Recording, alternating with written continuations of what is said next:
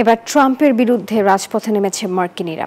বিক্ষোভে উত্তাল Washington, new York, Chicago সহ প্রধান কয়েকটি শহর।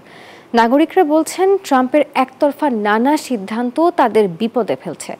অবিলম্বে গাজা ইউক্রেন যুদ্ধ বন্ধের দাবি জোরালো হচ্ছে, আর এমন অবস্থায় চাপ বাড়ছে ট্রাম্প প্রশাসনে।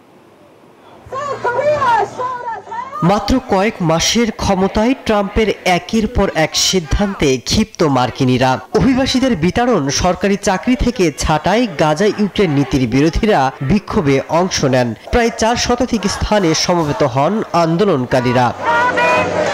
বান্ডেল থাকলে প্রতি সেনমানিতে টাকা বাঁচবে। বিকাশ সেনমানি বান্ডেল কিনে জিতুন প্রতি লেনদেনে। অভিবাসীদের সমর্থনে এবং ট্রাম্প প্রশাসনের অভিবাসীদের বের করে দেওয়ার বিরুদ্ধে বিক্ষোভকারীরা স্লোগান তোলেন। কেন্দ্রীয় সরকারের 23 লাখ কর্মচারীর মধ্যে 2 লাখের বেশি পদ শূন্য করেছে, তারও বিরোধিতা করেন তারা। দেশ জুড়ে মানুষ জেগে উঠেছে, বিশেষ করে অভিবাসীদের বিরুদ্ধে তার সিদ্ধান্ত একতরফা। মানুষকে ধরে নিয়ে যাচ্ছে, প্রক্রিয়া ছাড়াই তাদের কারাগারে নিক্ষেপ করছে। এটি হতে পারে না।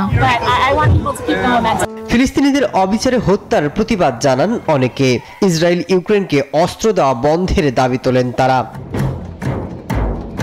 এরই মধ্যে ট্রাম্প যে শুল্ক নীতি নিয়েছেন তাতে চলতি বছরই মার্কিন অর্থনীতি মন্দার মুখোমুখি হতে পারে বলে পূর্বাভাস দিয়েছেন অর্থনীতিবিদরা।